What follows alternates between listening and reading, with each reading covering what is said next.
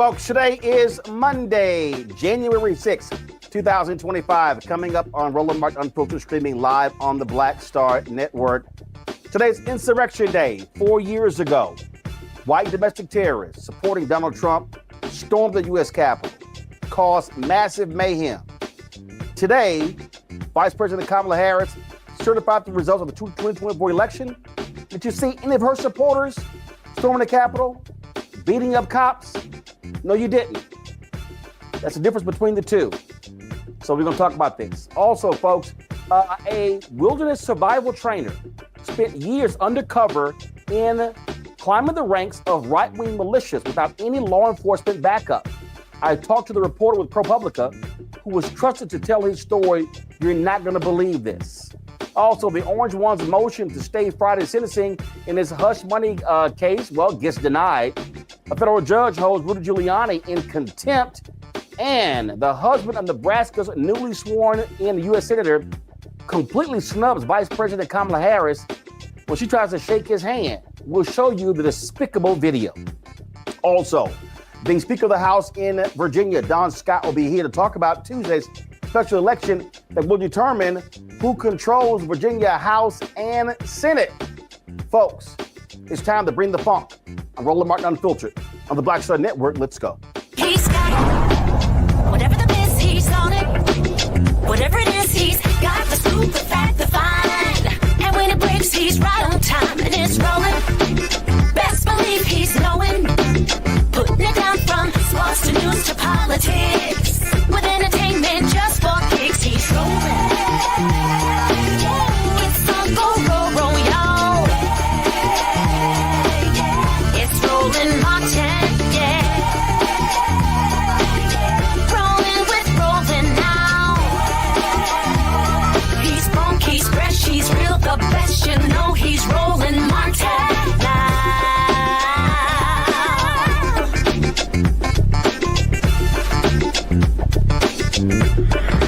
Martin.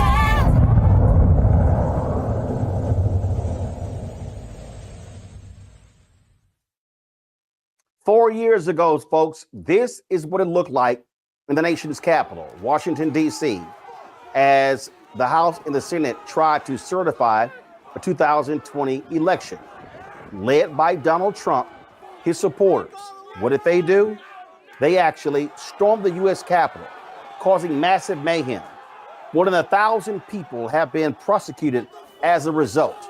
This is what it looked like 4 years ago.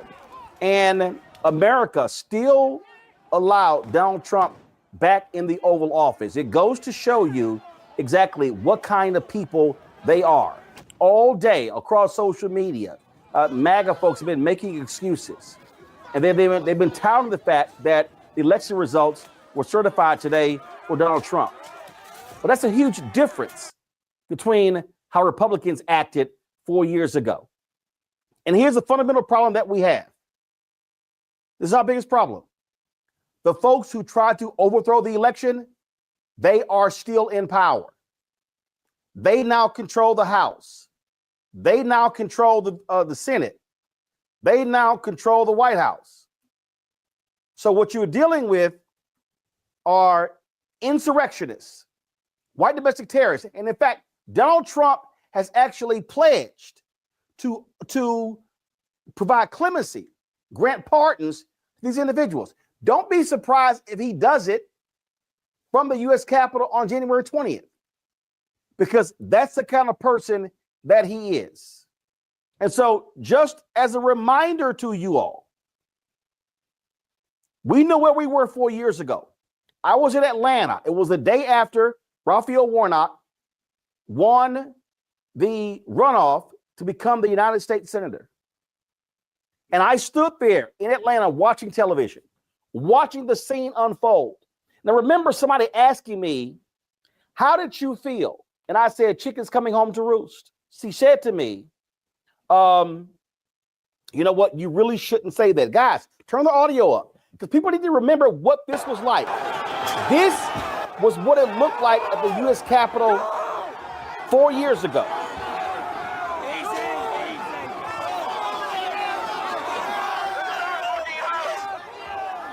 Fuck you, police!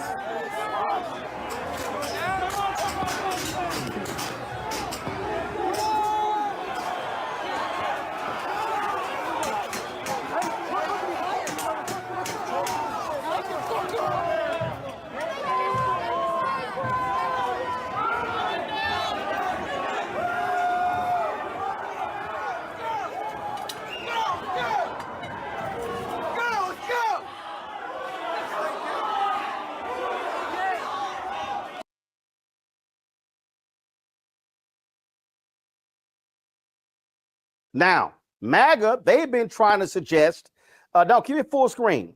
MAGA's been trying to suggest that, oh, it was just a walk in the park. People were actually taking tours. No, you see them climbing through windows. They were gouging the eyes out of police officers. They were attacking them with flagpoles. These people were creating mayhem. They had their Trump flags, their Confederate flags. And yet Republicans who condemned this, who said that, oh, these actions, we should never see this again. And what happened? These folks are back in power. That's what you actually see right now. I'm going to bring in my panel right now to talk about this because it's important for us to not overlook it. You got a lot of people across the country. They are talking about the certification today. I'm not solely focused on certification of the election because we cannot forget what actually took place 4 years ago and who was behind it. Dr. Giuliani Malvo, economist, president emerita at Bennett College. She's the author of Surviving and Thriving, 365 Facts in Black Economic History. Also, Dr. Amakongo Dabinga, senior professor of lecture, School of International Service, American University. He's the author of Lies About Black People, How to Combat Racist Stereotypes and Why It Matters. Teresa Lundy, podcast host of the Business Corner out of Philadelphia. Glad to have all three of you here. I want to start with you, Julian. When we talk about this day, when we talk about what happened, you got the folks on the right who are like, oh, you know what? That thing shouldn't have happened. The folk, they were trying to overthrow the result of the election. They were pissed off. They were pissed off that black people and how they voted in Atlanta, Philadelphia, in Detroit, in Milwaukee, and they did not want to see Joe Biden certified to be president. And this is a stain on America, and we cannot forget it. And we can't forget that the people who voted not to certify the election, including the current House Speaker, Mike Johnson, now all of a sudden they go, oh, things were fine, things were fair only because they won. Exactly. You know, I don't know who this congressman is. I wrote his name down, but I lost it. But he was talking about these were grandmothers. It's hilarious. Grandmothers who were taking a tour. And yeah, maybe one or two people got out of line. There was a mob out there.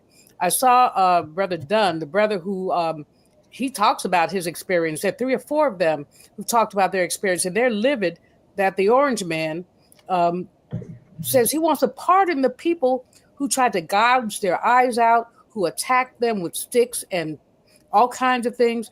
But, you know, this is revisionist history and why it's so important to have truth. As why it's so important. It's so important for them to deny truth. I mean, contextually, they want to erase that incident and make it, oh, these little old ladies were just walking through the Capitol and something happened. We all know that's not what happened. And we have to keep telling the story so that nobody ever thinks this was just a garden club coming to see the Capitol building. We all know that's not what it was, but they would like to erase that. So, you know, when I look at those pictures, Roland, and people have been running them on, you know, the media all day, and I'm glad they are, because if they don't, history will be rewritten. History belongs to she who holds the pen. And the fact is that they don't want us to hold pens. They don't even want us to have them. They want to just make it as if this was Biden's Justice Department going awry and indicting, 1,600 people? 1,600 people? That is not called a walk in the park. That is called mob violence. And I'm glad you used the term white extremists, white terrorist extremists, who basically, and underline the white, who basically do not want fairness, do not want democracy. But Kamala Harris, as always, she came through. She's a picture of what democracy is about. She was graceful. She didn't have any side comments. She ran the process, and that's what you're supposed to do, run the process. And it was a smooth, constitutionally dictated process that 4 years ago, the Trumpies and their friends refused to allow to happen. Congo, it's important for us to call these people for who they are. They are white domestic terrorists. They are the people who did not want this to move forward. Donald Trump became the first occupant of the Oval Office to ever try to overthrow an election. We cannot forget that. No, I don't care what happened November 2024. They will go down, they will be remembered for this, and we must call them out for who they are every single time. Look, the way you led this out with Insurrection Day and calling a thing, if we don't do that, then we are going to deserve what we get. The fact of the matter is, not only do we have to make sure we don't let this day be forgotten, we have to continue to bring it up, because just this past weekend, Trump is at Mar-a-Lago showing a John Eastman film, and he's a sore winner. He has to do everything possible to change the narrative about what happened that day and all of his denials of the election. They are not going to stop, right? When you look at Bush v. Gore, the Bush had a rough thing. No, they have to make sure they change the history books, they change the news networks, they change everything to make it look like it was, as he said, a day of love. This was the first time a Confederate flag flew in the Capitol. This was the first time that the United States did not have a peaceful transfer of power. We have people, Brian Sicknick, a Capitol police officer, who was a Trump supporter, who died, because of injuries, and then officers who killed themselves later. Look at what happened with Lieutenant Byrd, who shot Ashley Babbitt, and how his entire life has been destroyed. These people, in every way, shape, and form, are trying to make sure that what happened is not told. And they got their own networks to do it, the Foxes, the OANNs, and that's why we have to be here with the Black Star Network, because this was an attack and assault on our entire democracy. And if people paid attention to what you wrote about in your book, White Fear, then people could have seen these signs coming. But we have to make sure that what we're doing is always correcting the record, because this is a terrible day in American history. And at the end of the day, we have classless individuals who would have done this again had they lost. And we have to make sure that we're telling the proper story. But Teresa, this is why I did not want to lead with today's certification, because it's real easy to try to normalize and say, well, here's what happened today. No. We cannot forget what these people did. And there are people like Senator Ron Johnson, who was trying to deliver fake electors to then Vice President Mike Pence. It was people like Utah Senator Mike Lee. It was Josh Hawley of Missouri. It was Chuck Grassley of Iowa. It was Ted Cruz of Texas. These despicable individuals, they were being helped. The Marjorie Taylor Greens, the Jim Jordans, the list goes on. The Scott Perry of Pennsylvania. It goes on and on and on. And the problem is, these people are still there. The people who tried to overthrow the election result are now the ones who are in charge. That cannot be overlooked. That can't be overlooked, nor are the lives that were lost during the election. And I think, when you started it off, it was definitely a clear history of let's never forget, because we all know that they are now trying, those who were prosecuted for the insurrection that took place is now, trying to get off. So now that's a whole nother bid. Mm-hmm. And I think, that's just very interesting as we, I think Democrats, and thank God for Vice President Kamala Harris with such grace and dignity and leadership. I think, as I was looking at some of the comments on X and Facebook groups, even MAGNA folks, like not all of them, but a few were definitely, a little bit alarmed and dismayed about what was done to her. Because again, if there was a white male in that position, that would not have happened. They would have shook hands and probably played golf afterwards. But again, well actually, hold tight. We're going to discuss that later. But okay. I want to talk about again this being the 4th anniversary of the insurrection, and we just simply can't just dismiss this reality. Here's a perfect example. This was a tweet that conservative commentator Eric Erickson, he posted this 4 years ago today. Watch this. This is what he said. Shoot the protesters, waive the rules, impeach, waive the rules, convict, waive the rules, deny the ability to run for election again. And you know what happened? Eric Erickson supported Donald Trump and the same Republicans in November. Mitch McConnell stood on the floor and decried what took place. He and Kevin McCarthy put it at the feet of Donald Trump. But none of that mattered, Teresa. And it goes to show you the kind of people they are. They have no morals, no values, no principles, no ethics at all. No, you're absolutely right. And again, history will always repeat itself. I think Republicans are the main cause and effect when they always try to say, let's not think about the history. Let's not think about slavery. Let's not think about the 1619 project. Let's talk about the future. But, the future is literally 4 years ago, right? I think what Make America Great Again was literally, they talked about for the first 4 years was Donald Trump's position in office, and how yet people forgot, so many forgot when he was in office, how detriment it was to everyday working families, even though they tried to say that they were a party of working families. So it was very interesting. I think Democrats, definitely has seen a new strategy, right? But I think if we still keep it with integrity, if we still walk in leadership, if we still keep having conversations and spending funding where it should be, not just during election season or during the last 80 days or 100 days, but if we do it year round, I think when we start having the remember when conversations about the GOP and what Donald Trump and the MAGNA team has done to American people and American families, I think the conversations will be different in every city, in every electoral district. See, I don't know. I mean, Giuliani, I think the problem is that Democrats want to play a game, a political reality that no longer exists. And again, and Republicans tried the same game. I mean, it was Mitch McConnell. They could have actually convicted Donald Trump 4 years ago. Had they convicted Donald Trump, he would not have been able to run again, and all of these court cases could have moved forward. But they assumed that the insurrection was so bad that, his career is over. The American people won't tolerate this again.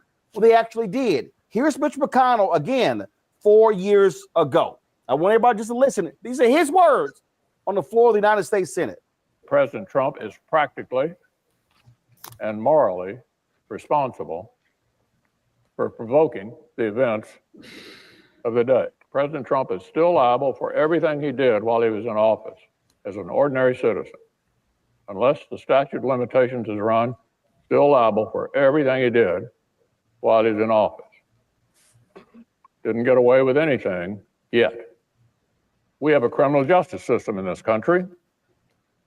We have civil litigation. And former presidents are not immune from being accountable by either one. Yeah, that was Mitch McConnell. But again, what did they do, Giuliani? They were like, it's over. And what kept saying, it's over, it's over. No, it goes to show you that the American people are exactly who they are, and they accepted this thug. And let me be real clear, for the next 4 years, he is going to be referred to on this show as the convicted criminal in chief or the insurrectionist in chief, because he has earned those titles. He absolutely has. I mean, when you look at these men who are guarding our Capitol, these were not people making multi-millions. These are folks who are making civil service money. They've lost their jobs. Some of them have lost limbs, or there's a suicide. There are a couple of other deaths that seem to be stress related. And he just sort of walks away, there's the walk in the park. People want to talk about the insurrectionists and the walk in the park. Trump has had a walk in the park. But here's the deal. This is about predatory capitalism and the consolidation of oligarchies. In other words, you see all these Fortune 500s, Elon Musk's, the Jeff Bezos. The cartoon that the Post refused to run is a great cartoon of all these oligarchs with their money bags going to pay homage to the Orange Man. Or as someone called him, the Mango Mafioso. Someone shared that one with me. I thought that was pretty good, actually, because I got in trouble for calling him the orange man somewhere. Whatever. But in any case, the fact is that they're looking at ways that he's going to consolidate power. They're looking at ways that he's going to increase profits for predatory capitalists. This tariff thing is going to cripple the middle class. Now, they say they're going to do it gradually, and then they say they're not. They don't know what they're doing, but they're doing it. And the fact is that we have very few tools to stop them. We have some, but we don't have a lot. And the reason that we don't have a lot is because Democrats are too nice, in my opinion. Or maybe it's not too nice. Maybe it's naive. I mean, I used to, back in the day when I first got involved in politics back in the 70s, I remember watching them getting on the floor and say, "Oh, my esteemed colleague." And I'm thinking, what I would want to say is, "You dirty, rotten dog," or, you felon, or something like that. But they say, "Oh, my esteemed colleagues over there." And it puts this veneer of niceness on it. But there is nothing nice. There's literally nothing nice about what happened on January 6, 2021. Nothing nice about it at all. They tried to upend democracy. And I don't understand. No, I do understand. I don't understand why people voted for the felon anyway. But Jim Carville was on CNN Sunday morning, and he said, "Oh, it was really about the economy." No, it was about race. Let's be real clear. It was about race. The economy is better. It's not perfect, but it never will be. The economy is better. It was about race. And so here we are with these violent criminals that he's about to pardon. He says he's going to pardon some of them. And I hope that there's a backlash from his people, but you played Mitch McConnell. Thank you for doing that. Anybody who was on that floor was traumatized. But some people got over their trauma real quick when they decided where their bread was buttered. Yep. Mm-hmm. I'm a Congo. When we look at that day, when we look at the heroic actions of a Eugene Goodman, and when you listen to these cowardly, and yes, I'm calling them cowards because that's who they are. You look at these cowardly Republicans who all of a sudden, they've forgotten all of that, but their asses were saved. They were saved by these cops. They were saved by these officers who put it online. Again, I remember there was a reporter who was shooting the video when Eugene Goodman stopped these people from turning down that hallway.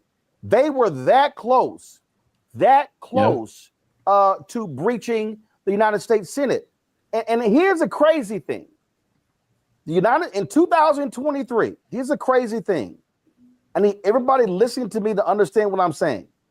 In 2023, Congress passed a bill honoring the Capitol police officers, honoring them, and ordering a plaque to be placed in the Capitol. Republicans on Congo have yet to allow it to be installed. And in fact, today, Speaker Mike Johnson was asked about that, and he simply turned and walked away. These Republicans are shameful. They are cowards. They're despicable. They don't support law enforcement. They only care about cops when it involves Black people. They are protecting these fascists, these white domestic terrorists. And I don't think anybody ran faster than Josh Hawley that day. I mean, the world saw this. And really, when it comes down to it, going to your last point about their lack of respect for the Capitol police officers, they don't respect law enforcement at all. They talk about where to defund the police people. How many times have they talked about defunding the FBI, the CIA, the ATF, all of these organizations? They don't care, like you said, until it suits them. And when it comes down to it, the fact that they cannot honor these Capitol police officers and the trauma that they endured and the trauma they continue to endure. And now they're going to possibly, you can be rest assured, Roland, that some of these guys who Trump are going to pardon are going to come back to the Capitol. They're not going to be banned. They're going to walk through that place. And wait a minute, I'm Congo. One guy, wait a minute. One of these thugs literally petitioned the judge to allow him to attend the inauguration because he was invited there by several Republican members of Congress. They invited one of these thugs to attend the inauguration, and the judge is like, that ain't happening.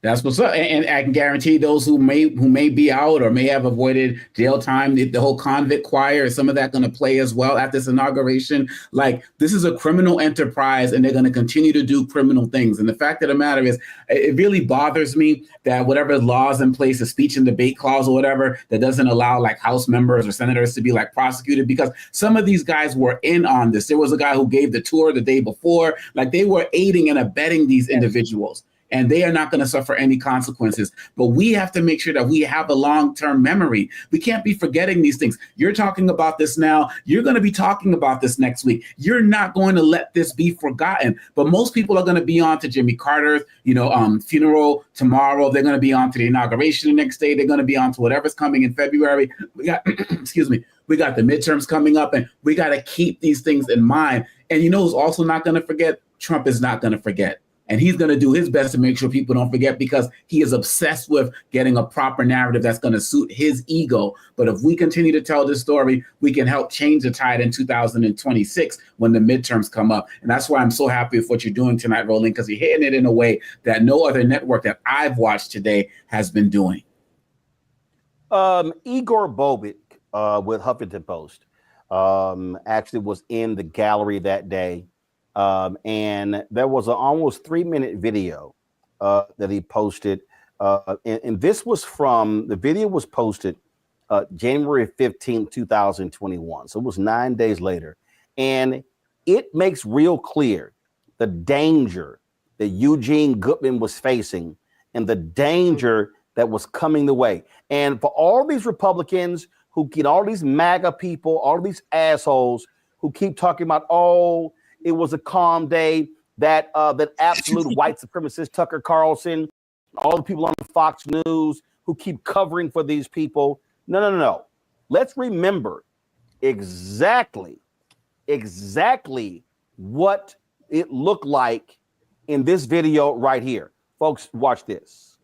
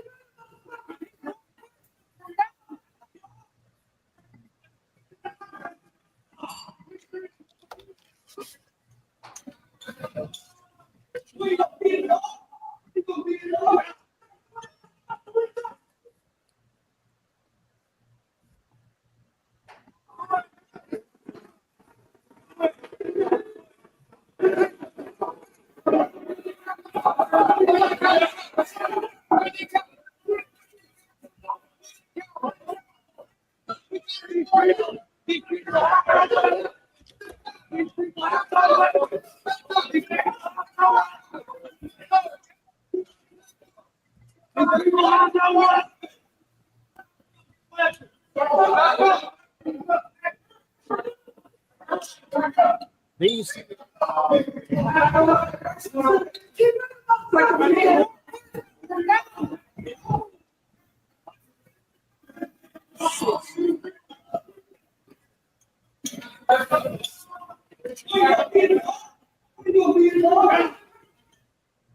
Teresa? Yeah. These are the people Donald Trump and Sister Patriots. Y'all, I just watched the Luther Vandross documentary and my mind is blown. Here are 10 songs you might background vocals on, but you have to listen closely. Hello?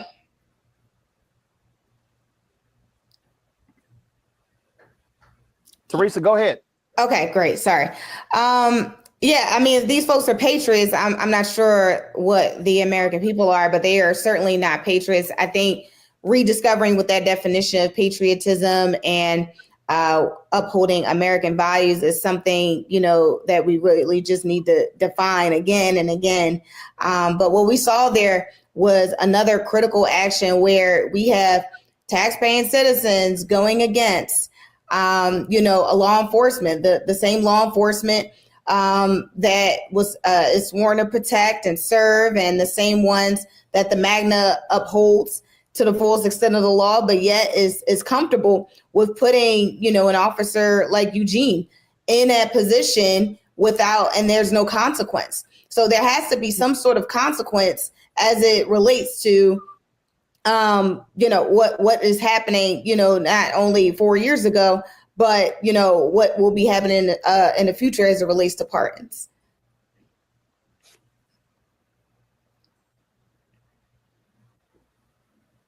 I just want people to understand. I just want people to understand what is going on here.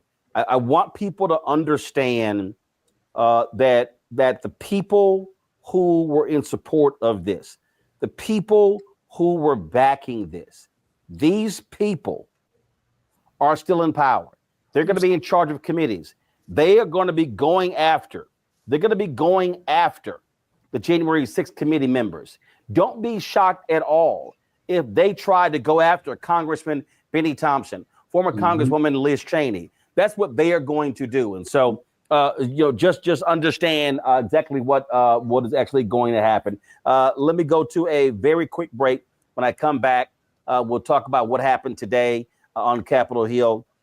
Vice President Kamala Harris, the resolve she showed, and also how Democrats gave her a thunderous round of applause when she talked about the votes that she got for president of the United States. Folks, you're watching Roland Martin Unfiltered on the Black Star Network. As we remember, 4 years ago, the insurrection led by Donald Trump, Republicans, and MAGA, a day we will never forget. Back in a moment.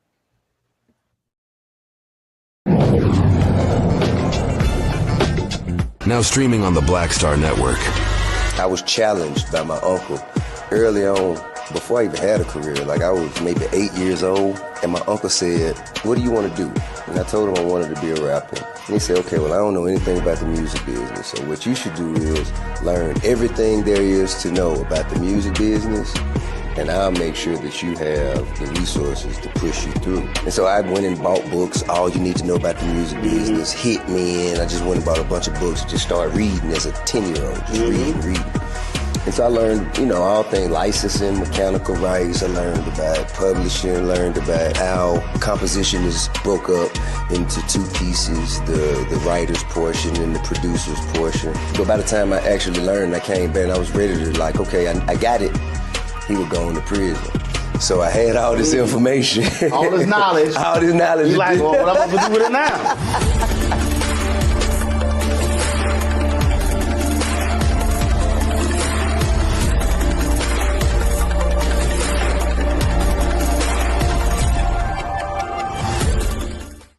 Hi, I'm Isaac Hayes III, founder and CEO of Fanbase. Fanbase is a free to download, free to use, next generation social media platform that allows anyone to have followers and subscribers on the same page. Fanbase was built through investment dollars from equity crowdfunding from the Jobs Act. People just like you help build Fanbase, and we're looking for more people to help build Fanbase. We are currently raising $17 million at a Regulation 8 crowdfund on Start Engine. We've already crossed $2.1 million, but we're looking to raise more capital from people just like you that deserve the opportunity to invest in early stage startups without having to be accredited investors. So right now, I'd like you to go to startengine.com/fanbase and invest. The minimum to invest is $399. That gets you 60 shares of stock in Fanbase right now, today. And then use Fanbase to connect with friends, grow your audience, and be you without limits.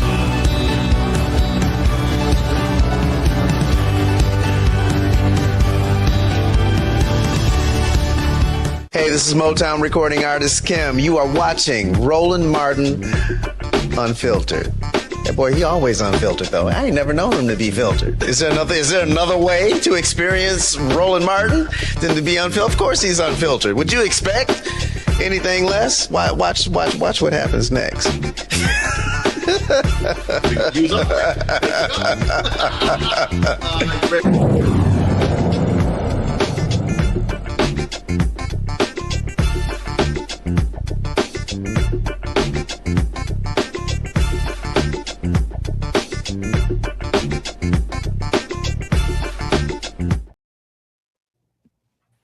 All right, folks, before Vice President Kamala Harris went to the U.S. Capitol, she released a video laying out that she was going to be doing her constitutional duty. This is what she released to the American people. Full transfer of power is one of the most fundamental principles of American democracy.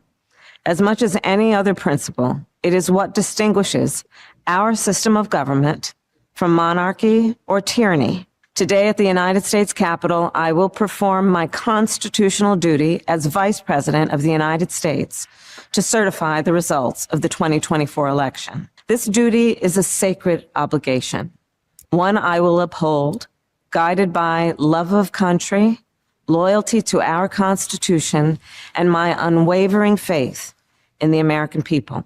As we have seen, our democracy can be fragile, and it is up to then each one of us to stand up for our most cherished principles and to make sure that in America, our government always remains of the people, by the people, and for the people. May God bless you, and may God bless the United States of America.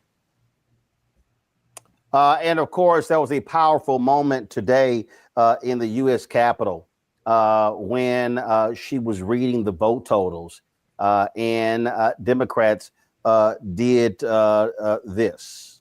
Kamala D. Harris of the state of California has received 226 votes. Kamala D. Harris of the state of California has received 226 votes.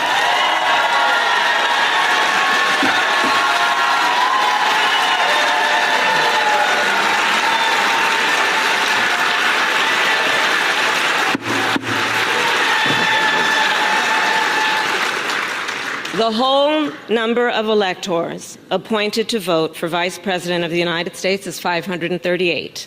Within that whole number, a majority is 270. So the votes for Vice President today on Capitol Hill as the results were certified. One of the things that I said after the election is that we must be focusing on upcoming elections. And coming fast and furious. And I talked about Wisconsin as a state Supreme Court race that comes up. Yet because of some elections in November, you've got two special elections in Virginia that could determine whether or not Democrats will still control the Virginia House and the Virginia Senate. Joining us right now is the Speaker of the House in Virginia, Don Scott, to talk about that. He joins us right now. Speaker Scott, glad to have you back on Roland Martin Unfiltered. So explain to people what's going on with these special elections that are taking place on Thursday.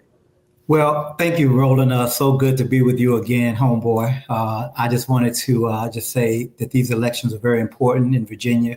This will begin the next election cycle after the presidential. We did not get the outcome that we wanted, but it's important that we all get back on our horse and go back to work again. So I'm excited about these elections tomorrow. Here in Virginia, we have a Senate race and a House race. We had a member of the Senate who was elected to Congress, Suhas Subramaniam, and vacated his seat in the Senate here in Virginia. So one of my members in the House is running for that seat. And so we have another member, his name is Kanan Srinivasan, and another gentleman from the community, JJ Singh, who will be the first turban-wearing Sikh to ever seek office here in the United States of America. And so he is going to, he stood for office and they're on the ballot tomorrow. JJ has an experience working with Senator Chris Coons. He's worked for a lot of different organizations. He's a real estate developer, does a great job, and we're excited about the election that we have ahead because it's so important for us to keep the majority in the Senate. We have a 21-19 majority, now 2019 because the seat is vacated. And we have a 51-49 majority in the House, and it's 50-49 now because that seat is vacated. So tomorrow, if those seats flip to Republicans, we would be at a 20-20 tie in the Senate and a 50-50 tie in the House. We feel confident, though, that we will win those Senate seats tomorrow, the Senate seat and the House seat tomorrow, and maintain our very slim majorities here in the Commonwealth of Virginia. And of course, the general election is in November. And the thing that I have been explaining to people is that what we have been seeing is how Republicans have wielded power on the state level. But Democrats are in control on the state level. It also goes to show how they were able to enact a lot of different things. And so the focus can't all just be on what happens in Washington. I keep saying state houses matter, state Senate matters, governor mansions matter. Also, who controls the state Supreme Court also matters. Absolutely. We have here a very slim majority. And I think people need to realize in the Commonwealth of Virginia, we have a $88 billion budget. And right now, I'm the Speaker of the House, the President of the Senate Pro Tem. She's also Chair of Finance and Appropriations as a Black female from our community. We have unprecedented power, unprecedented access to get things done here in the Commonwealth of Virginia to make sure that we do good by all Virginians. So I think that it's important that we know that this November, they want to beat us. We have a Republican governor, and they want to take back the governor's mansion. That'll be on the ballot this year. And they want to take back the House. All 100 seats will be up in November. So we will be reaching out to all communities, especially the African-American community, especially African-American men and women, to make sure that we know that they know that we're engaged and we're working for them. But we want to make sure that we reach out to all Virginians to make sure that we create an economy that works for everybody. We believe that every child deserves a first-class public school education, and we want to make sure that this economy, the education, keep our teachers, that we'll be able to do that if we continue to keep the majority here in the Commonwealth of Virginia. And we talk about, again, what Washington, D.C. does is one thing, but so many of the battles that we're seeing, reproductive rights, DEI, things along those lines, a lot of these battles are happening on the state level. And so who controls the individual houses absolutely matters. And in the case of Virginia, we saw it, with the stadium bill and some other things. The governor wanted to do one thing, but he was stopped and thwarted by Democrats controlling the House and the Senate. Yeah, and the governor ran on trying to roll back reproductive freedom rights here in the Commonwealth of Virginia, and we stopped him. And this year we have a constitutional amendment to enshrine bodily autonomy for women, bodily freedom in our Constitution. And we expect to pass that bill this spring and send it to the voters in November. We're going to pass a bill to restore felons' rights where the governor can't keep former felons who've paid their debt to society, that are tax-paying, contributing members of our communities, taking care of their families, that they can no longer not participate in the vote. So we're going to put a constitutional amendment in place that'll be voted on by the voters in November here to restore automatic restoration of felon voting rights. And then finally, we're going to make sure that, that we respect every adult's right to marry whoever they love. And we're going to make sure that we put that on the ballot and make sure that we take away in our Constitution right now, there is a ban on same-sex marriage. We're going to take that out and let it go back to what it is, which is a civil proceeding that happens in the Commonwealth of Virginia every single day. And right now, we're hopeful that we'll get those things done. Those things are important, but it's also important that we make sure that we look out for the pocketbooks of everyday hardworking Virginians. And that's what we plan to do this cycle. We've done a great job managing Virginia's economy. We have a $3 billion budget surplus because Democrats were in charge of Virginia. And because of that, we'll be able to make sure that we take care of our schools, take care of our teachers, take care of our firefighters and police officers, and take care of our infrastructure and transportation. And if we do that, we'll be able to, I think we'll deserve another opportunity to win this November. But we'll be reaching out to every community to let them know how important these elections are and what we plan on continuing to deliver for citizens of the Commonwealth of Virginia. budget surplus also because you had President Joe Biden, Vice President Kamala Harris, and the resources that Congress was providing. We look at infrastructure. We look at so many different things, and a lot of that ain't going to be happening with these yahoos now in charge in D.C. Well, they've said they're going to roll back the CHIPS Act. We're talking about giving us a technological advantage in the world. They said they're going to roll back that CHIPS Act. They want to roll back the Inflation Reduction Act. They want to roll back the Infrastructure Act that helps us improve our bridges and roads and tunnels and our rail transportation systems. So we already know that they want to go backwards, but we're willing to see what they actually do because they ran on some stuff, and we'll see if they actually try to deliver on that. If history has any precedent in the Commonwealth of Virginia, Virginia always votes the opposite of the party in power. So I feel I'd much rather have my hand in their hand in this next election cycle. All right. Speaker of the House of Virginia, Don Scott, we appreciate it. Thanks a lot. Thank you, my brother. Appreciate y'all. Have a great night. All right, then, folks. We were talking about, of course, this insurrection and what took place. And, we mentioned these U.S. Capitol police officers and how they were treated.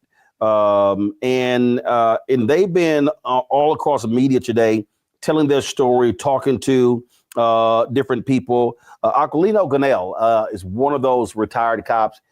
We chatted with him at the Democratic National Convention, and I want to just play for you some of that interview to hear from one of the cops who was facing down these white domestic terrorists on this day 4 years ago. He also was one of the police officers who was there on January 6th. Sergeant Aquilino Gonell? All right, then, want to get it right. Let me ask you this here. You spoke earlier this week, and it has to be hard for you to see somebody who's running on the other side who literally watched as y'all got attacked and did not care to lift a finger, and that was the commander-in-chief. Correct. It is incredibly emotional and disappointing at the same time. Look, this is somebody who claimed to be supporter of the police, and today there's a report that says that he planned to have a gala for the January 6th rioters, not for the officers, but for the people who are doing the attacking. And every single time he goes publicly saying that he supports the police, except for Capitol Police. When he addressed Capitol Police, he says the black officer who shot that person, the young lady that was breaking inside the chamber, he calls him a thug, not a police officer. So he uses police officers as a pawn. And what people need to realize is that we were simply doing our jobs. And I tried to express that last night, because if all those things that we did on January 6th was done against any other group, that Republican side, the Republican president will be praising us. But because that was done by their sympathizers, their people, their supporters, these people are heroes. These people are hostages. These people are patriots. And if there are those things, then who are we, the police officers, to them? Who are we? Look, I never asked for this. Donald Trump invoked those people to come to the Capitol. Capitol Police did it. We did it. We were simply defending ourselves, doing our jobs. And if it wasn't because Donald Trump called them to the Capitol, none of those things would have happened. It's very disappointing that the majority of the people don't, from the Republican side, continue to support somebody who sent them up to kill their elected officials, and we were in their way. And we protected Nancy Pelosi just the same way as we protected AOC or Lindsey Graham or Josh Hawley. It didn't matter to us. We were simply doing our jobs. And because of that, they call us traitors instead of heroes, or acknowledge the bravery that we did on that day. Sergeant, we appreciate it. Thanks for your service and appreciate your words. Thanks a lot. Thank you. Folks, the folks at a Lincoln Project put out this ad today that spoke about what took place 4 years ago. We know what we saw. We know what we heard. It wasn't spontaneous. They came prepared for battle. Body armor, chemical weapons, zip ties. Their mission, to overturn an American election. We will never concede. Outnumbered, brave law enforcement officers fought hand to hand to save our democracy. Many were wounded. One died the next day. Post-traumatic stress syndrome drove 4 January 6th heroes to suicide. Donald Trump calls this violent terrorism a day of love. That was a day of love. He's promised to pardon these violent criminals. That's wrong. Evil. Those people have suffered long, hard, and I think it's very unfair. Don't let one man rewrite history. We know what we saw. We know what we heard. There are no alternative facts. Only the truth.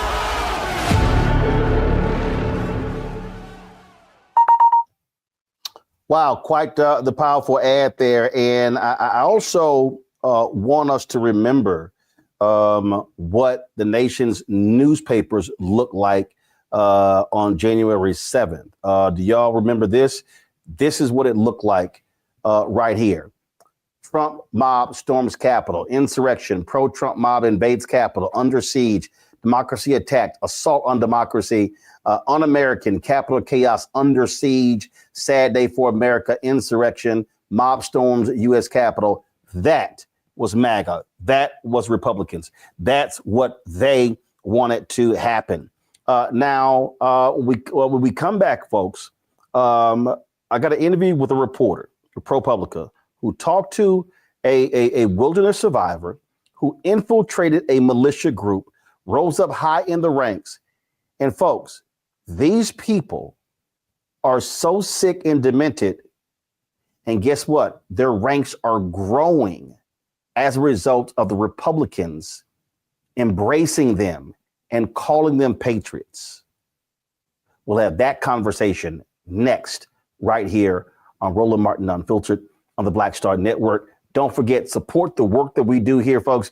We don't have millionaires and billionaires cutting us any checks. We are independent, Black-owned, doing the work out here as best that we can. Your support is absolutely critical. If you want to support us via Cash App, remember Cash App closed down our accounts because they changed their rules. And so if you want to support us via Cash App, the way to do so is going to utilizing by using the Stripe QR code right here. If you want to give via Cash App, you can't give to us directly because they changed their rules. But if you use this QR code, you can give to us via Cash App. You can also send your check and money order, P.O. Box 57196, Washington, D.C., 20037-0196. PayPal is R Martin Unfiltered. Venmo is RM Unfiltered.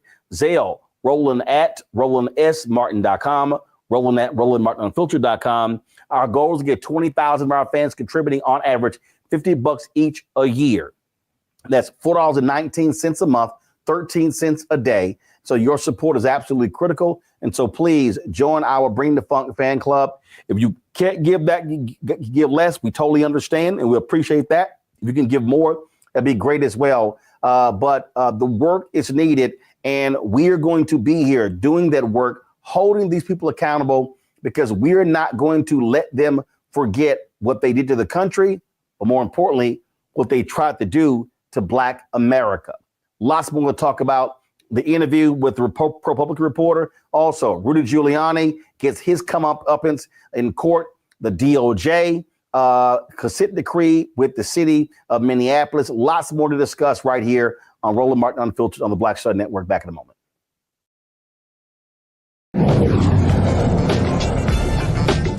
Now streaming on the Black Star Network. I was challenged by my uncle early on, before I even had a career. Like I was maybe 8 years old, and my uncle said, "What do you want to do?"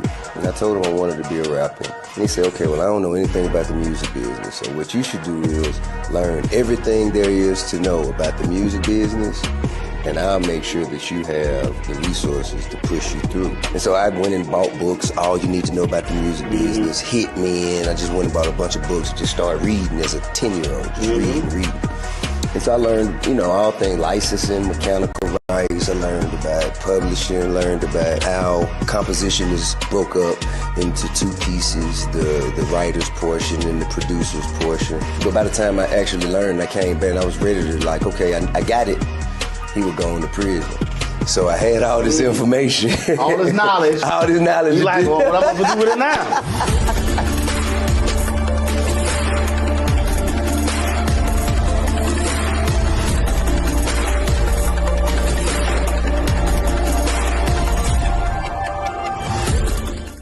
What's up, y'all? Look, Fanbase is more than a platform. It's a movement to empower creators, offering a unique opportunity for everyday people to invest in Black-owned tech, infrastructure, and help shape the future of social media. Investing in technology is essential for creating long-term wealth and influence in the digital age.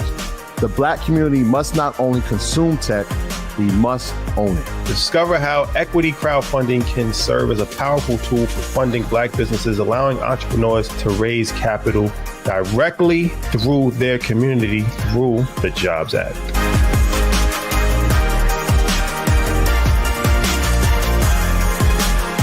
Coming soon to the Black Star Network.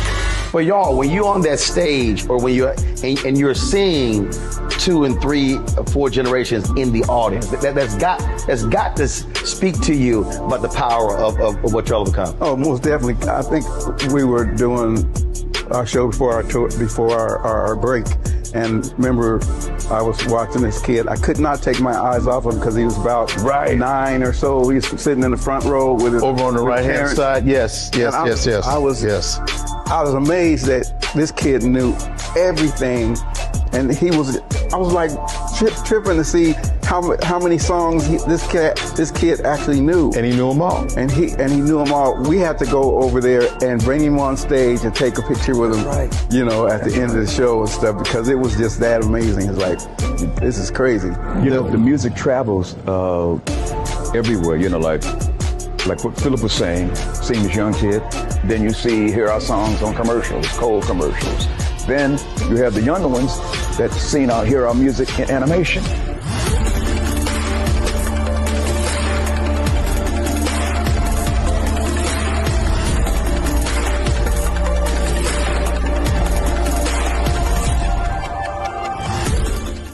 I'm Russell L. Honoré, Lieutenant General, United States Army, retired, and you're watching Roland Martin Unfiltered.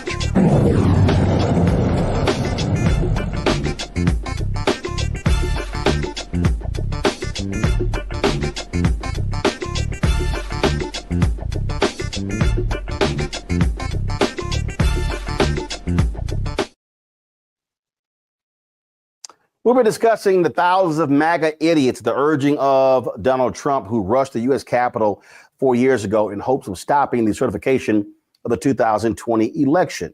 Mixed in with them were a number of militia members. These individuals, of course, had guns on the outskirts. They were sitting here with twist ties. They were ready to do battle. According to a recent ProPublica report, right-wing militias also participated in the terror attack. In a piece called "The Militia and the Mold," reporter Josh Kaplan details how a freelance vigilante spent years undercover, climbing the ranks of the militia without the help of the police or the FBI. He didn't tell his family or his friends. He did talk to Josh, who I spoke to earlier, about his story. Josh, I found this story to be absolutely fascinating, especially on today, January 6th. How in the world did you two connect? Honestly, he sent me an anonymous email. It was kind of a little vague, mysterious, but intriguing. And he sent it to a bunch of reporters, but I responded. And, you know, to be honest, at the time, I wasn't expecting much. I was skeptical at first, but you know, this was over 2 years ago, and eventually, I came to receive this extraordinary inside trove of secret documents, and to learn about this secret undercover operation that this man had been conducting for over 2 years. And what I thought was really interesting here was that what I thought was really interesting. He didn't want to reach out to the FBI. And this guy just went alone. I mean, that's dangerous as hell. Yes, no, it was dangerous. It was incredibly stressful. He was under an enormous amount of pressure. He, I think, was fighting off paranoia, but he, in part, I think, because of his own tumultuous, he has a history with law enforcement that has made him very distrustful of the police. But he also believes that the police have been ineffective at combating the far right in America. And so rather than trying to work as an informant, he concocted this kind of freelance undercover operation. The thing I think that this reveals the most, and those of us who've been reporting on this, covering this, and you have folks like Clay Travis who they're trying to downplay the reality of white domestic terrorism in this country. But the reality is Christopher Wray, the FBI director, was on point when he said that white domestic terrorism was the number one threat in this country.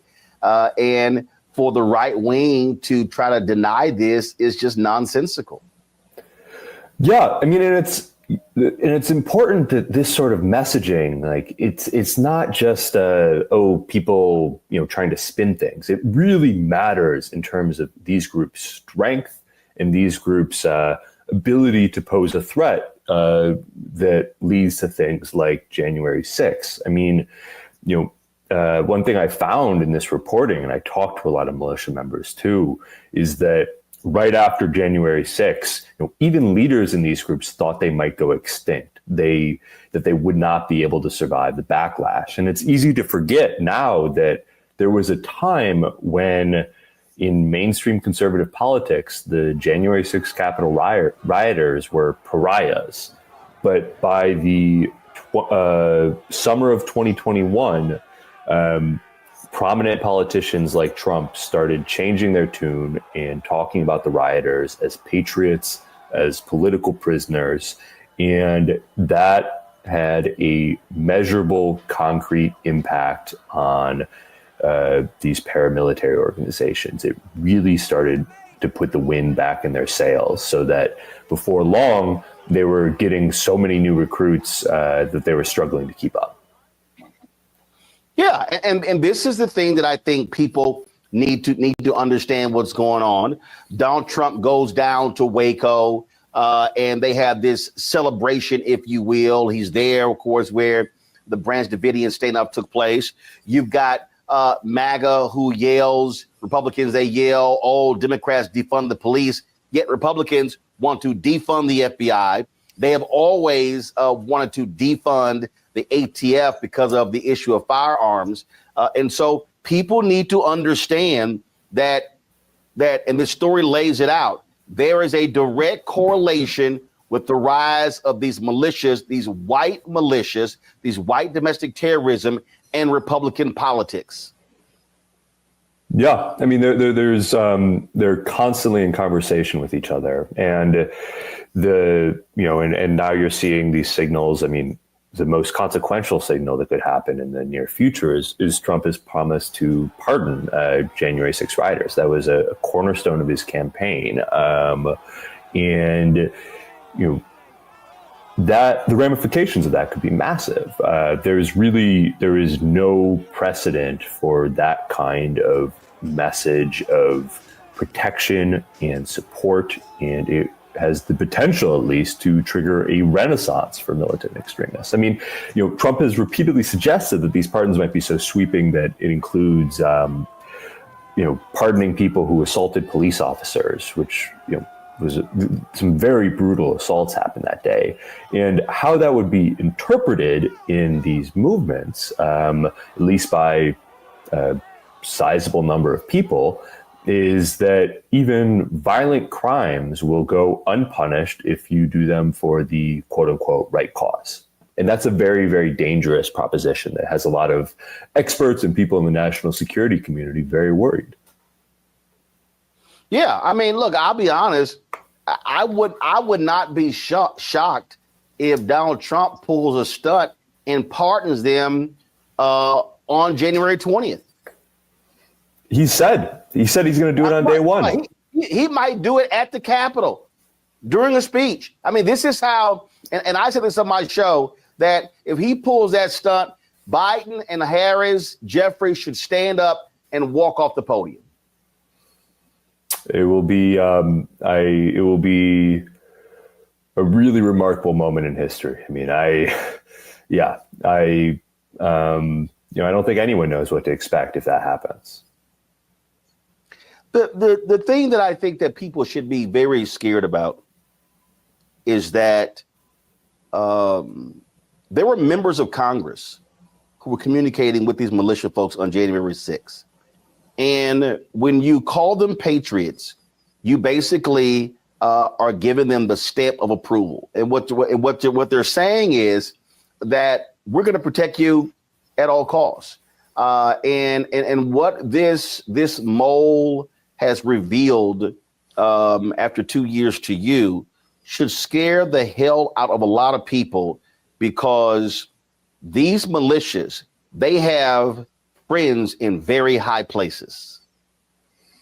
Yeah, I mean, I think exactly how far up the connections go, still not clear. I mean, these militias, I think, have an incentive to brag, to make themselves seem more connected than they are. So, there certainly is there's an ideological kinship and a support coming from the very highest echelons of power in the Republican Party that has a real impact. I don't know about actual concrete relationships, to what extent that happens.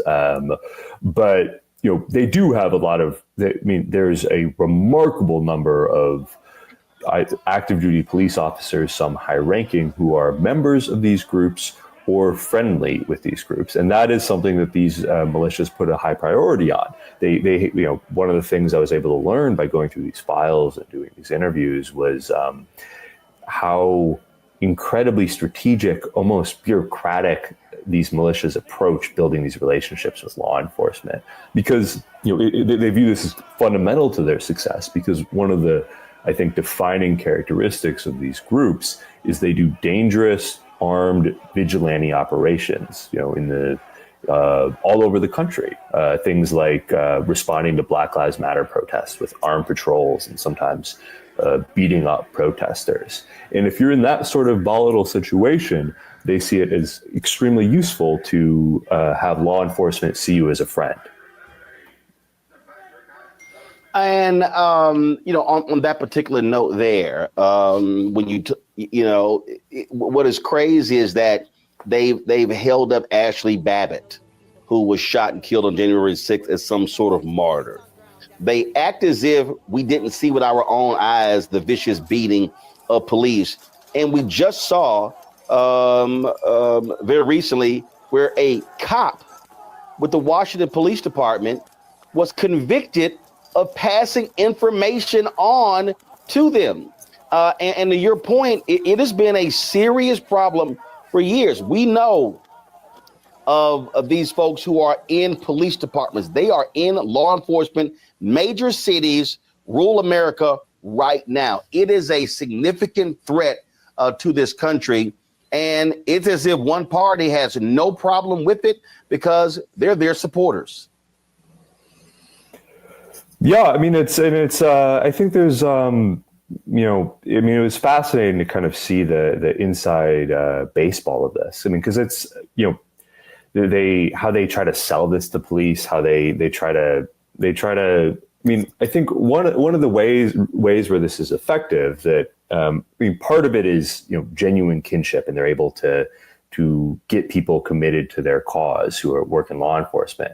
And it's also that they keep some of the darkest things that they're doing, especially recently, have been working hard to keep that secret. And so, these people who are working with, a militia in their community might be aware of that they do firearms training, or even aware that they do vigilante operations, like trying to crack down on voters casting absentee ballots, which is, I think, very alarming.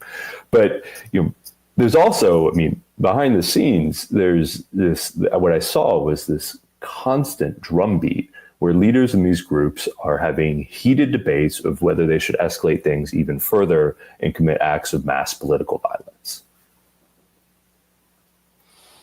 And again, with leaders who are making excuses for them, and as you said, calling them patriots, it is stunning. The gentleman who provided you with this information, does he still fear for his life? Yes, no, he believes that he is in great danger, and he believes that extremists are going to try to kill him after this story, now that this story is published. And he wanted to come forward and go public with this because, he has this, very deep-seated desire to damage the movement. And he thinks that telling his story could be his most effective weapon, that getting in the details of exactly how, his method here, it was betrayals, it was lies, it was deception.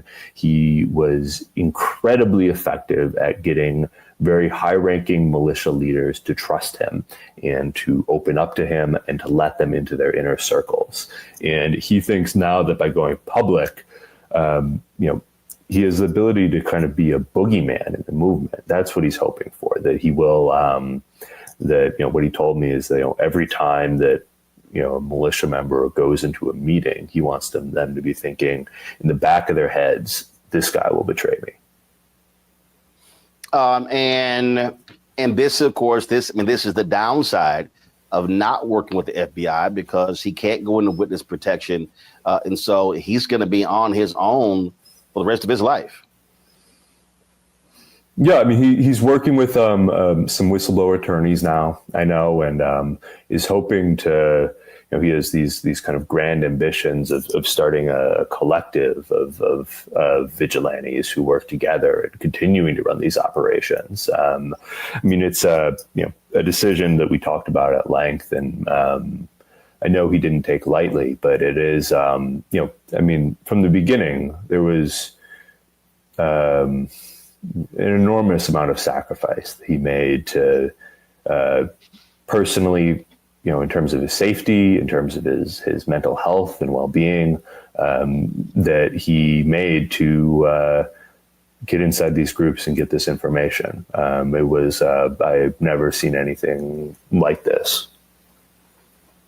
Folks, go to ProPublica.org and check out this piece, The Militia and the Mole, by Josh Kaplan. Josh, we certainly appreciate you joining us. Thanks a lot. Thanks so much for having me on. I appreciate it.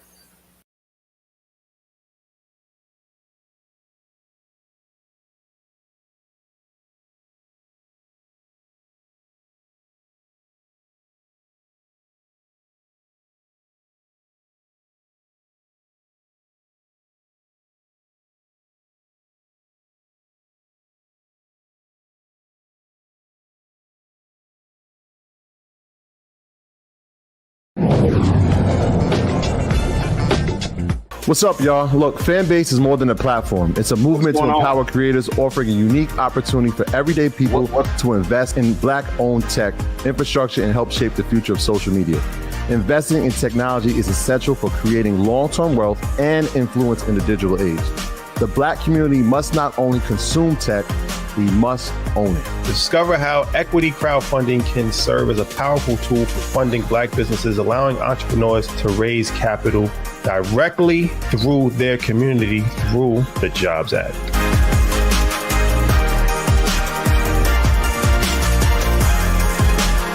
Now streaming on the Black Star Network.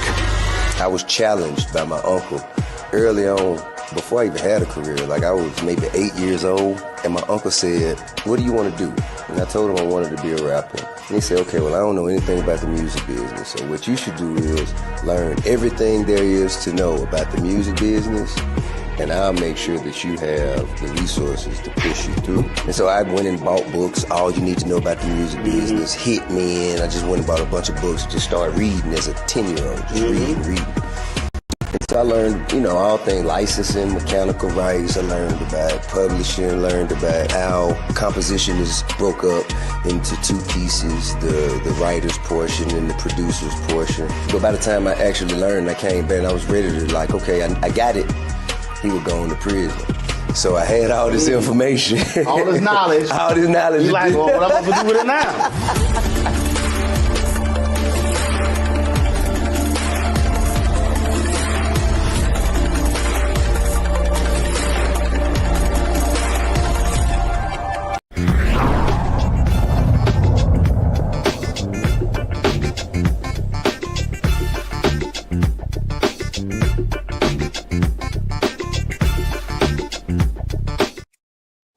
All right, folks, welcome back. So I'm going to start with Omakongo. Talk about, what you just heard there, quite scary. And the thing that jumped out at me that is the scariest is that Donald Trump, what he has done is he's emboldened them. When Josh said that their numbers are rising as a result of how they, frankly, are being welcomed by Republicans and Donald Trump. And, of course, Christopher Wray, the FBI director, said that the white domestic terrorism was America's #1 threat, and Trump has now forced him to quit. Now he's going to put one of his loyalists in there, and the FBI, frankly, will not be going after these people. I mean, how could we be surprised that this individual did not trust going into talking with the government in any way, shape, or form? And Biden has just been president. So under Trump, these things are not going to happen. The fact that this man took it upon himself because of what he was seeing to expose these groups shows a level of frustration with the American government that is just beyond measure. That is just really beyond measure. And like you said, it's only going to be getting worse. You talked about the guy who was the informant. We know that there are more of them. We started to see it when we started to see those white power symbols that were being flashed at police events, at rallies, at insurrection events, because remember, there were also insurrectionist type events across the country. They just weren't at the Capitol. And so why would people not feel emboldened? Look at the officers who were there during the insurrection the last time, people who came down off duty from different parts of the country to come down there and try to act like they were police as well. This is only going to get worse under these next 4 years because Trump has emboldened them. He's welcomed all of them back. And you said it was talked about in the interview or in the article, and I was reading the idea that this stuff was going to die down. The thought that it was going to go away. Now that, Trump didn't, get into office, but now he's back and he's strong. He's got a Supreme Court behind him. He's got Congress behind him. He's got the Senate behind him, and he's got the police unions behind him. People need to buckle up, and we need to continue to keep telling these stories, because if we don't, we're just going to get run over. And we have to prepare ourselves legally as well to be able to stand up for these types of issues, because if we don't, it just might be too late. And so I'm praying for this man's safety, but I'm also praying that people have more courage to step forward and bring out more stories about this, because it's happening every day in every aspect of our society. Teresa, these militias, they are largely white men. These individuals are heavily armed. And if you have a Kash Patel running the FBI or one of these other crazy loyalists, we're going to have a federal government who, frankly, is going to give these people lots of cover, and Trump is perfectly fine with it. Yeah, even just listening to that entire dialogue and reading the story that was just on with Jason, it also just shows the length of what those who believe in the word democracy is willing to go through in order to make sure the truth is public and that is real. So kudos to him for that. But again, he's not alone. And I think because, and just kind of going back to that story a little bit, what I heard was, and even kind of looking at the article, is that there were solutions that came from that story. There were more individuals that are coming in that's saying, we want to do the same. We want to infiltrate. We want to do more. And I think it's going to get to a point where, since we do have all these disturbances inside of the Oval Office and the federal, and apparently it looks like the Supreme Court, I think there is still hope where Democrats and those that are independent, we're going to start using some common sense when it comes to doing the right thing. I'm hoping. But I don't see a lot of things I think has been a game that has been just shown to the American people.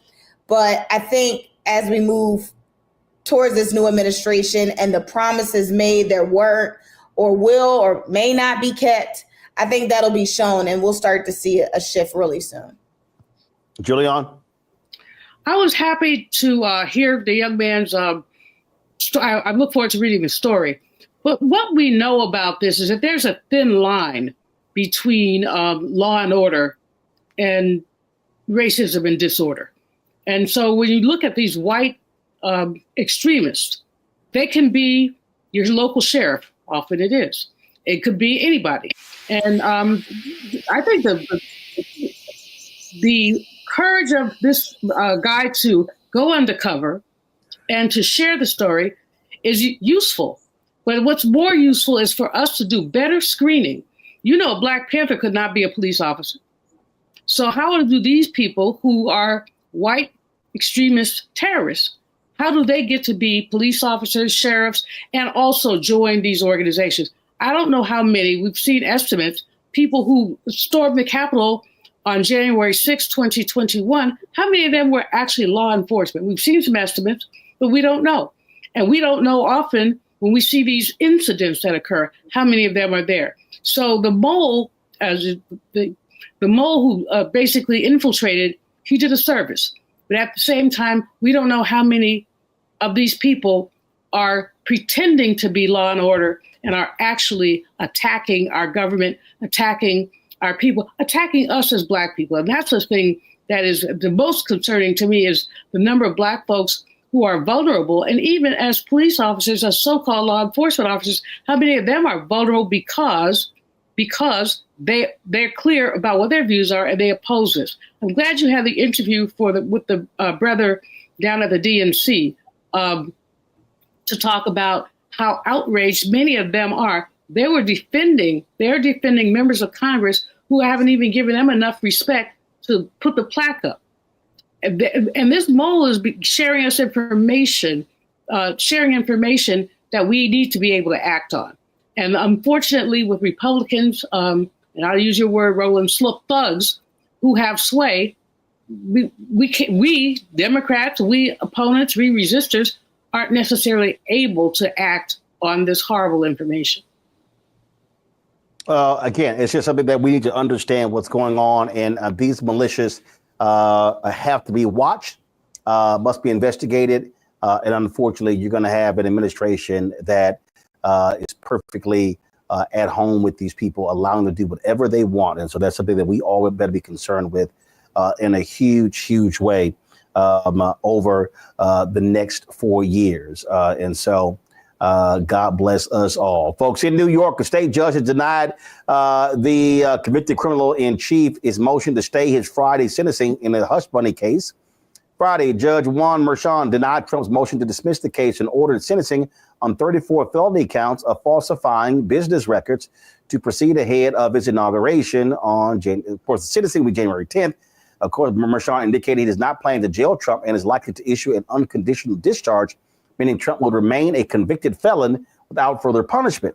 The judge asked Trump's attorneys to confirm whether he will appear in person or virtually for the sentencing. Well, we'll see what happens on that one. All right, y'all. Let's talk about that idiot Rudy Giuliani. Talk about, man, getting in bed with the man who's stuck on stupid. He got in bed with Donald Trump, and now, boy, the hammer's been falling on this idiot over and over and over. And frankly, I'm loving it. A federal judge held Rudy Giuliani in contempt for failing to provide information to two former Georgia election workers he defamed after the 2020 election. The ruling comes less than 2 weeks before a trial where Giuliani is fighting to keep his $3.5 million Palm Beach condo, which he claims as his residence. Judge Louis Lyman called Giuliani's noncompliance willful, accusing him of running the clock to delay the proceedings. Oh, please, I hope they snatch all of it. All of it, Teresa. Snatch that condo. Yeah, give it to the victims. Listen, I thought he lived in New York because that's where he voted, but I guess he lives in Florida now. But it is what it is after the election. I think I'm not sure what happened in-house during Magna's, war room where Giuliani has been on the outskirts and his team. But it has been an interesting as it relates to some of the law and the judicial matters in his case. Those who are in Trump's circle seem like they're beginning appointments. They're in higher positions. Those who are underqualified or all of a sudden become qualified. But Giuliani, who was one of Trump's former senior advisors, has just been going down this whole rabbit hole of, loss and the stench of losing. So I'm not sure what's happening there, but, hey, if they can seize it and it goes to a good cause. I do know I did see one of Giuliani's properties on one of our sheriff sale lists in Pennsylvania. So if anyone's looking,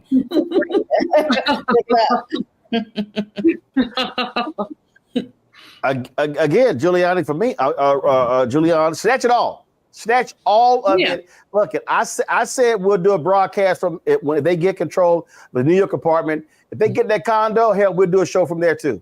I think that's a great idea, Roland. I mean, I think that these women need to get everything. He made their lives miserable. He doxed them. He made their lives miserable. And why did he did it? Because he's a racist pig and because he could. He basically, and he picked their name out of a hat. He didn't know whether they did anything or not. They didn't do anything, but he didn't know that. There are all kinds of electors. But these were Black women.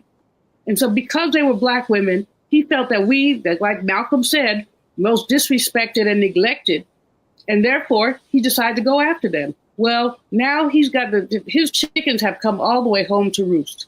And his chickens or his property is about to leave the hen house, because I do believe that those sisters will prevail. They probably won't get everything, but they should get most of it. And the judge has ruled. And of course, his snarky behind, he refuses to comply with the law.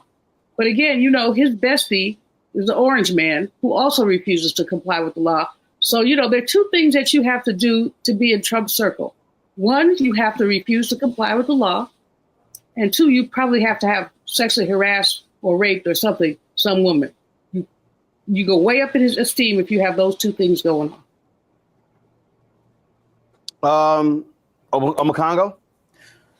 Of all of the things that have frustrated me throughout this whole process, the story of Ruby Freeman and Shay Moss is one of the ones that's like at the top of my list in terms of how they have treated ordinary people and how they've attacked ordinary people. They did everything possible to destroy the lives of these two Black women. And the fact that they had the courage, so many people, look at all of these Congress folks who are cowards, who are afraid to stand up to Trump and Giuliani, all of these senators, all of these corporate guys who are afraid. And these two women who don't have any of the type of means that these guys have stood up and were protected by us and by the community. And so it's a story of incredible courage that Black people have demonstrated, but it just always sits in a negative fashion with me, more so than so many of these other stories. And the fact that they continue to not quit. Yeah, there's stories of people showing up at their houses, they can't pass out their business cards, all of these things. And the fact that they still keep going, I don't know why Giuliani hasn't been put in jail yet. He needs to be, but this is America's former lawyer or whatever they called him before. And now he can't do anything because these two sisters are making sure that they get their due, and more power to them. It's just love and support and respect for everything that they're doing. And he deserves more than what he's getting right now in terms of the penalties that he's facing. Folks, talk about facing penalties. Let's talk about this shameful, despicable story out of Virginia, where a nurse is behind bars for hurting infants, Black infants, in a hospital. 26-year-old Erin Elizabeth Ann Stratman is charged with malicious wounding and child abuse causing serious injury. The injuries to Black infants in the NICU at Richmond's Henrico Doctors Hospital happened in November and December. Investigation led to the unit's closure to new patients on Christmas Eve. Surveillance footage linked Stratman to a November 10th incident.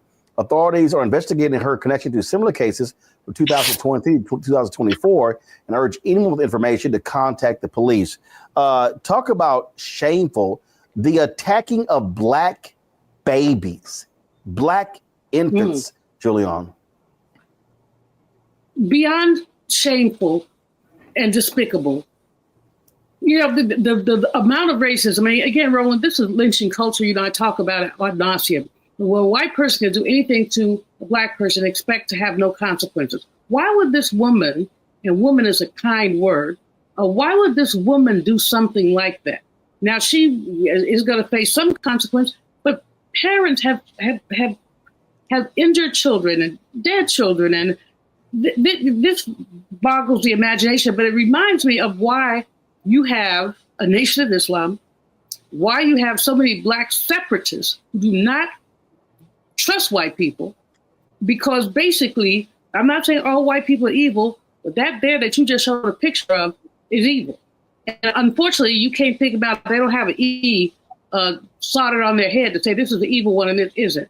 Hospitals have to do better about basically screening people. And when after one death, how they got up to 3? No. After the first one, you start looking very carefully. There's nothing wrong with these children except they were sick. This woman is a monster. And she's a monster. And it's the kind of thing that, unfortunately, with the Trumpies in charge of Health and Human Services and other places, I'm not sure that we have all the tools we need to combat this. Absolutely crazy. Just crazy, just sick, just demented. And I you know, I just sit here and I just go, really? And you know, here's my whole question, Teresa. Charge her with a hate crime. Absolutely. I was actually, when I read the article, I was wondering why she wasn't charged with a hate crime, because she specifically were doing it to black babies. The definition of the hate crime statute is very clear and to the point. So for this incident to just be, it's being investigated, we close down the unit. I hope the families are suing the hospital. This hospital needs to go bankrupt because there's apparently no background checks that's being had. I'm not sure where security is, but thank God for the parents to keeping their composure and their hands off of this woman. But I don't even want to imagine what would anyone do in this situation, including myself. Congo. People need to be very careful as it relates to Black folks in this country, because so many of us are really at a tipping point of everything that's going on, with all of the ignorance, the shamefulness, the violence, and all of that. And going off of Teresa's point, we've seen some of the videos that you've shown here on Black Star Network of Black folks who just ain't having certain things be said to them or thrown at them, and now you want to throw babies into it. People are just going to start. I fear that people are going to start retaliating in ways that are not going to be helpful to them. But at the end of the day, this pent-up frustration, what part of our community is not under attack? Dr. Malveaux said that this is lynching culture. She's been working on this book. This is absolutely lynching culture in a country that used to cut babies out of Black women's bellies who were enslaved. Like, how long do they think people are going to stay silent and just go through legal remedies? We always want to make sure that people are doing their best to respect the law and have these trials and go through that process. But Black people are human beings too. And I don't see this happening to any other group at this type of level in terms of how we're getting hit from all angles. And it's just a matter of time, in my opinion, before some people just decide that enough is enough. Well, folks, if you want to see classless, despicable, shameful, just trifling as hell, this is what took place on Friday when Nebraska U.S. Senator Deb Fischer was being sworn in by Vice President Kamala Harris. Her husband, Bruce Fischer, is a professor at the University of Nebraska at Lincoln. Look at what this bastard did. Hi. Do you want to come here, Bruce?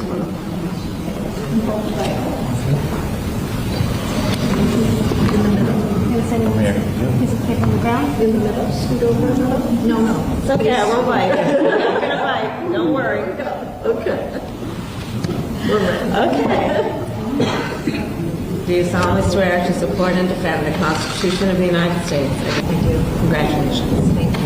Thank you. Thank you for your work. Thank you. Congratulations to you. Thank you. Okay. Okay, sure. Okay. That way just a little bit. There you go. Thank you so much. Ready? 1, 2, and 3. Hold it. Ready? 1, 2, and 3. Thank you very much. Thank you. Okay. There. 1 second.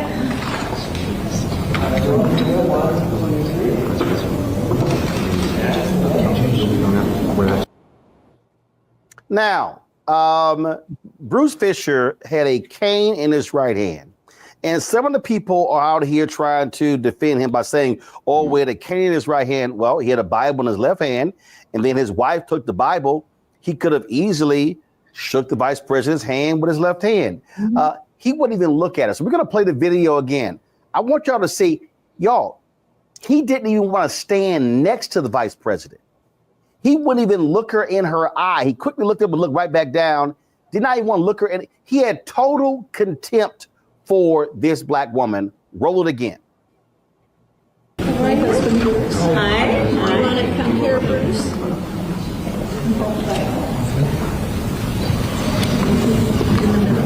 Is it okay on the ground? In the middle? Scoot over a little? No. It's okay. We're white. We're going to fight. Don't worry. Okay. Okay.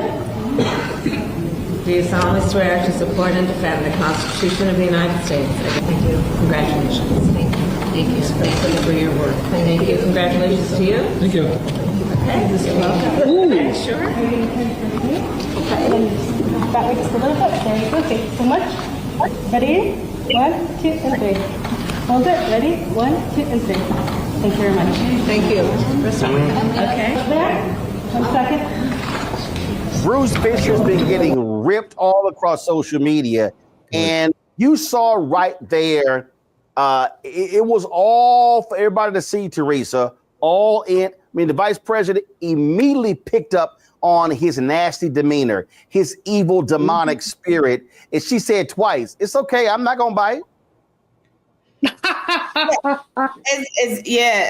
honestly, you have to laugh in order to, not cringe. But honestly, it looked like they had him and the wife had a conversation before he had to come out and hold the Bible and the cane, because he looked like he barely wanted to beat her himself. So it's like, he's jealous of the wife. I don't know what's going on behind the scenes, but that looked like a whole nother situation that came to the forefront. But again, it shows that Vice President Kamala Harris, is a woman of distinction, leadership, and excellence. And it's unfortunate, these are the things that we have to go through as Black women, as women in leadership. It doesn't matter what rooms we put ourselves in, what titles we have, it's just going to happen. So it's either you have to know who you are in order to make sure that really doesn't penetrate. But it is what it is. And you can just pray that the person that's holding the Bible is actually reading it. Well, I mean, I'm a Congo. I don't know whatever the hell happened between them. She had to basically tell him, stand here. He did not want to be near the vice president.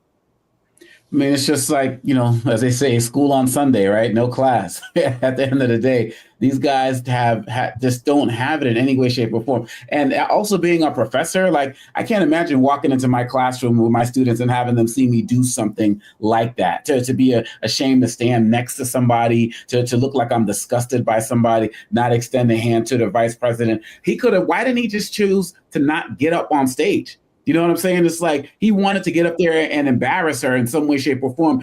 And I'm sure with his followers and his people, he's the talk of the town. People are loving him. I'm glad that everybody else is recognizing the unprofessional nature, the disrespectful nature of this. And really, at the end of the day, I cannot wait for January 21st, where Vice President Harris can be done with all of them. Folks on the Biden side who did her wrong, folks on the Republican side who did her wrong, all of the dignity that she's had to show, just all of it, just to be out and just do her thing. Because these guys, like I said, they're sore winners. Like, how hard would it be for you to shake her hand, right? They have to rub it in every way, shape, or form. But I commend her. I mean, this is like the political version of Ruby Freeman and Shay Moss. Just like keep going, keep, nonstop, dealing with all the drama, and kudos to her. But this is classist, and he deserves every type of reprimand that he's getting online, because even as somebody who's supposed to be a leader of students, because he's a professor, he dropped the ball entirely. So, and I hope that they don't forget that also. Giuliani? That man is a classist piece of ish. I mean, totally classless, and a poor role model, and his wife ought to be ashamed of him. She ought to whip his behind when they get home. Not because she's on different political sides than Kamala, but as Obakongo said, it would not kill him to simply shake somebody's hand. But there's that song. It used to be a time at the ball game, the winner took the time to shake the loser's hand. He couldn't do that. He couldn't show basic common decency. And, I don't even know. He should have stayed home. He simply should have stayed home, because this is absurd. But as Teresa said, these kind of slights happen to Black women all the time.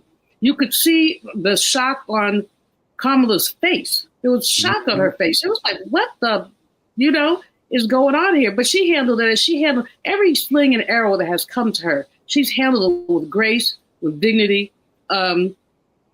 with a lot more than many of us could sum it up, under the circumstances. So I just say, I with Obakongo, I want her to live her life like it's golden. If she wants to run again in 28, good for her. If she wants to run for governor of California, good for her. But the amount of foolishness that she's had to deal with in the course of her vice presidency, but certainly in the course of the election and its aftermath, that amount of foolishness is crazy. I hope that Doug takes her to a nice island and she gets to, I came back from one, come to a nice island, let her chill out for a couple of weeks and just, those people and their hatred. How can you be so hateful and to not shake a hand? Well, that's exactly what it is. I mean, it's pure hatred on their part, and his actions are shameful. And frankly, I really hope that Fisher folks just keep blowing up her social media, letting her know how shameful and trash her husband is. And somebody posted this tweet. So let me find it. Because, I'm just saying, these things are important. And as I said, he is a professor at the University of Nebraska. So if any of y'all, this was posted by James Felton Keith.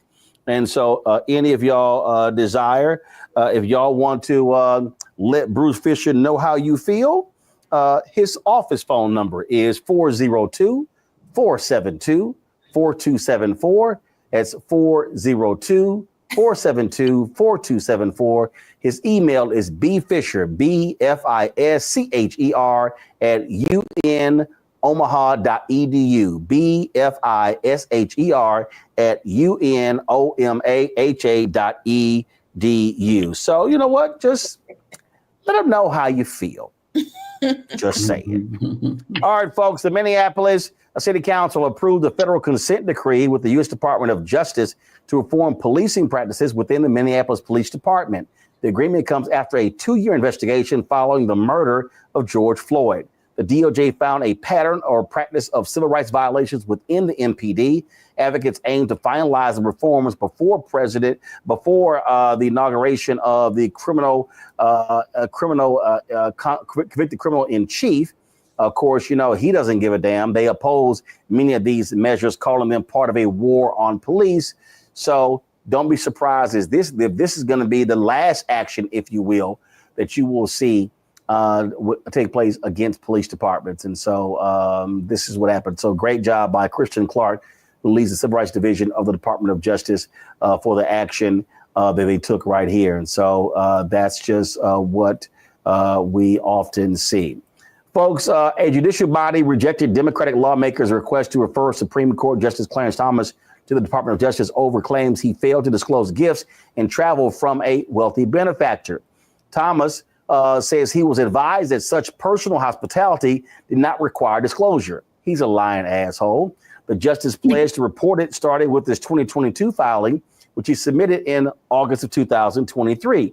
It takes you that damn long to submit some paperwork?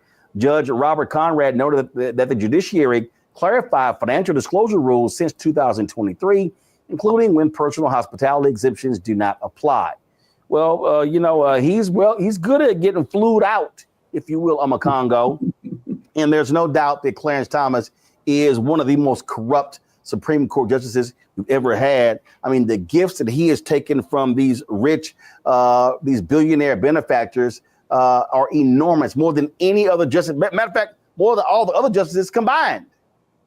It's just disgraceful. I mean, we can talk about judges and rulings that we don't like and condemn rulings, but the character, the lack of character with this man, and the way he just completely crapped over the entire justice system over the course of his entire career, and tried to play it off as the guy like, oh, I just love being at home and being in my RV in the parking lot of a Walmart and just played it off and just completely lied. And people wonder why there's such a negative view of the Supreme Court. And this was the guy who was supposed to replace, Thurgood Marshall, like seriously. And we see, and now Trump has the judiciary, the Supreme Court under him as well. But this man is the poster child of corruption. He's the poster child of lack as it relates to the judges. And the fact that we can't have a system in place where Supreme Court judges have to follow the same rules that all other judges across the country are supposed to follow, and then they come up with a code of ethics that they're not even going to enforce. This man, with his wife, the insurrectionist, right? They are a disgrace on every single level. And I'm glad that he continues to be exposed, because it's completely shameful, but it's also illegal, and he hasn't suffered full consequences for it. Giuliani. Well, he hasn't suffered consequences, and he probably won't. He has been the darling of the right wing since he was nominated. They went looking for him. I mean, you do not find black folks like that sitting in your backyard. They went looking for him and elevated him carefully through EEOC, through they went looking for it. And he has never respected law. And then that Jenny, his wife, I mean, he should really be put off the court because of her. I mean, because of her own complicity. But again, that will never happen. Clarence Thomas is a disgrace, not to the race, because we don't claim him, we just call him Uncle. But he is basically a disgrace to justice. He's a disgrace to the court. I mean, until Trump, there has been enormous, even though, as Owakongo said earlier, we may not agree with Supreme Court decisions. We've even looked at some things like the Cheney, the case where blacks have no right, Cheney, where blacks have no rights and whites are bound to respect. And we've been able to say things like, well, they're coming from a slaveholding background, et cetera. We can explain it. The only thing that we can explain with Clarence Thomas is lack of integrity and avarice. Those are two defining aspects and anti-blackness. This is a brother who hates himself. He truly does. If you go back and look at some of his Supreme Court writings, they're blood-curdling because of the self-hate. The things that he said about his own sister, when he said she got mad if her welfare check didn't come. So this is a hating man. He hates himself. He hates black people, but he loves money. He's very avaricious, and he has no integrity. There you have it. Owakongo. Look, I think at the end of the day, one of the issues that I have with Biden is that they didn't look to expand the Supreme Court to try to make this person irrelevant. Maybe it wouldn't have happened and so on and so forth. But the way that there has never really been anything of substance done to really challenge him and the Supreme Court in general, because, I mean, some of these guys, the Kavanaughs who just lie to get on, like just all of that, we really don't have an institution as relates to the Supreme Court anymore, or at least one that's going to work in our favor. And so what are we supposed to do with this? We have to go harder in 2026 as it relates to these midterms. We have to go harder with the next presidency. And I think Giuliani said this at the beginning of the show. One of us said this. Democrats have to stop playing nice when you have people like him who have no care or love or respect for the system and just milk it in every way, shape, or form. What are we going to do about it? We're going to report about it. We're going to talk about it. But the people who have some type of levers of power need to go hard on them if they want to have any type of semblance of respect for this system. And because clearly right now it's completely shot by those of us who actually care about a judicial system. Indeed. All right, folks, that is it for us. I appreciate y'all being with me on today, my first day back since the new year started. So happy new year to all of you. Thank you very much, Teresa Amakongo and Giuliani. Folks, don't forget, support the work that we do. As I keep saying, look, we don't have millionaires and billionaires cutting us checks. You've got these conservative folks out here. I mean, they're building new 10, 11 acre compounds, all this sort of stuff along those lines. And we're just simply out here covering the issues other people are not going to cover, talk about the stuff that actually matters to our people, which is critically important. And look, what we do here, nobody else in Black-owned media is doing. Byron Allen has gotten rid of nearly everybody at the Griot. April Ryan announced that she's leaving. What we do here, Essence doesn't do, Black Enterprise doesn't do, Ebony doesn't do, Blavity doesn't do. None of these folks are doing what we're doing. So your support is critical. We're looking to add 2 new shows in 2025. And so we hope to make that happen. I'm looking at reels and talking to people as we speak. And so the goal is very simple, to get 20,000 of our fans contributing on average $50 each. There are some of you who have been supporting us from day one for the last 6 years, and we appreciate every single dollar. And so if 20,000 of our fans contribute on average $50 each, that's $1 million. That is tremendously offsets a lot of our expenses that we have every single year to do the work that we do for all of you. And so we want your support.